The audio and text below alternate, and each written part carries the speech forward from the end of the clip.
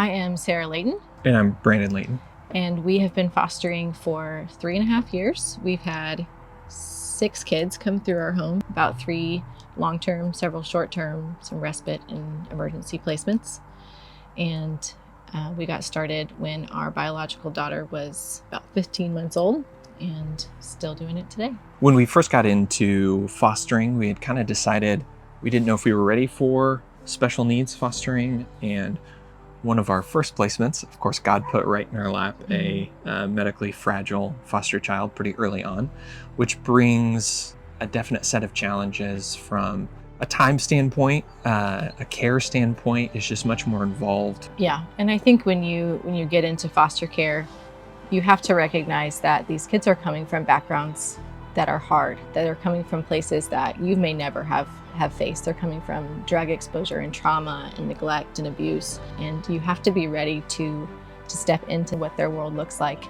And that is different for every kid. There's such an opportunity in foster care for anyone and everyone to get involved and support orphan care ministry in a way that might be something small or might be something large, might be supporting a foster family or doing foster care. What a foster family needs in those first couple of weeks is someone to step in and help with the other daily tasks. They need someone to watch the other children so they can take them to appointments. They need somebody to spend time in their home doing laundry, cooking, cleaning, all of these things so that they can call the state and call doctors and call therapists and get things set up for this child.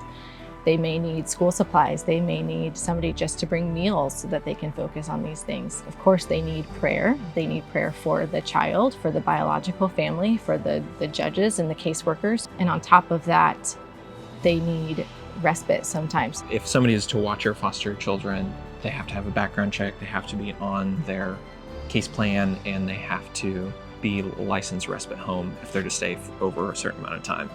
One thing that the church can do for foster families within the church service too is just to love our kids unconditionally.